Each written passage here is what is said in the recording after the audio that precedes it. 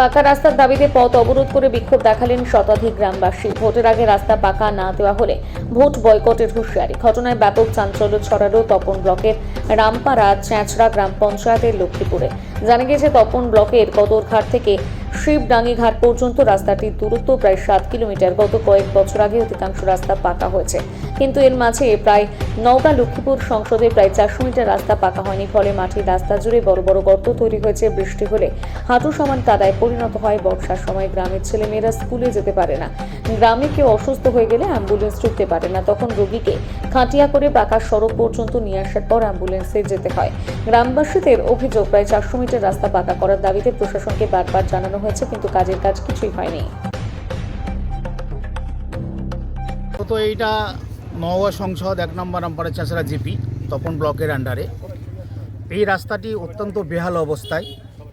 রাস্তা বেহাল হওয়ার জন্য আর এখানে প্রতিদিনের মতো 2-3 হাজার লোক যাতায়াত করে। সেই যে রাস্তা বেহালের অবস্থা হওয়ার জন্য এখানে মানুষ ট্রাক্টর ফাক্টর অ্যাক্সিডেন্ট হয়, টোটো উল্টে যায়, বিভিন্ন ক্ষয়ক্ষতি হয়। তার দাবিতে গ্রামবাসী আজকে সেই রাস্তাটাকে অবরোধ করে। আমি সেটা জানতে পারার পরে এসে সেখানে বিডিও সাহেবের প্রতিনিধি এসেছিলেন, প্রশাসনের লোক এসেছিলেন। লোকাল নেতৃত্ব বা লোকের আবদার যে এই জায়গাটা আমাদের খুব তাড়াতাড়ি সমাধান করে দিতে হবে রাস্তাটিকে, তারই প্রতিবাদে আজকে পদ অবরোধটা হয়েছিল। আমি জানতে পারার পরে এসে প্রশাসনের সাথে কথা বলে, বিডিও সাহেবের সাথে কথা বলে, এলাকার মানুষদেরকে আমি তাদেরকে বুঝিয়ে বলার পরে এলাকার মানুষ সেটা বুঝতে পেরে সেখান থেকে অবরোধটাকে তুলে নেয় এবং তাদের দাবি হলো আমাদেরকে খুব তাড়াতাড়ি রাস্তাটাকে করে দিতে হবে। যদি সেই রাস্তাটা তাড়াতাড়ি না হয় তাহলে আমরা আগামী দিনে বৃহত্তর আন্দোলনে যাব, সেটাও তারা বলেছে। কিন্তু তাদেরকে বলার পরে প্রশাসনের তরফ থেকে তাদের সাথে কথা বলার পরে সে গ্রামবাসী তারা মেনে নেয়। মেনে নেওয়ার পরে পথ অবরোধটা উঠে যায় এবং বিডিও সাহেব আশ্বাস দেন যে উনি আপনারা যিনি আমার প্রতিনিধি গেছেন তাকে আপনারা একটা লিখিত দেন এবং তার কাছ থেকে একটা রিসিপ্ট নেন।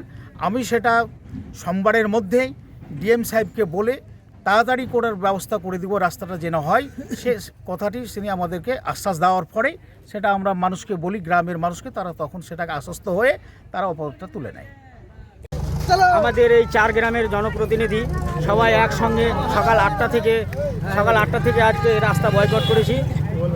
আমাদের সব থেকে মেন সমস্যা হচ্ছে এটাই আমাদের মেন রাস্তা চলার জন্য, এবং ফসল পানি যা কিছু করি সব রাস্তার মেন রাস্তাই হলো এটা।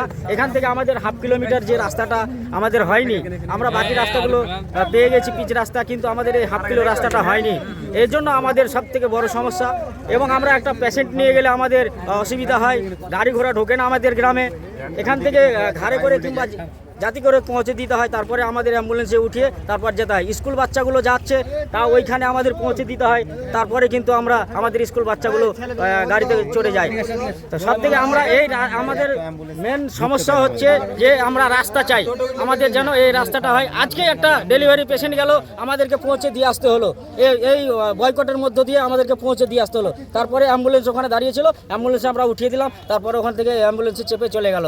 তো আমাদের সব থেকে মেন প্রবলেম হচ্ছে আমাদের এই রাস্তায় এর আগে আশ্বাস দিয়েছিল, হয়নি, কিন্তু এবারও আশ্বাস দিয়ে গেল। এক সপ্তাহের মধ্যে আমাদের লিখিত দিয়ে গেল। আজকে জয়েন্ট ভিডিওর অ্যাসিস্ট্যান্ট কে এসেছে তা বলতে পারলাম না, কিন্তু আমাদের লিখিত একটা দিয়ে গেল, রাস্তা হবে। আগামী বুধবারের মধ্যে জানিয়ে দেওয়া হবে কবে রাস্তাটা হবে, কি হবে। এটাই আমাদের সব থেকে বড় আবেদন। আমার নাম এমরুল কায়েস।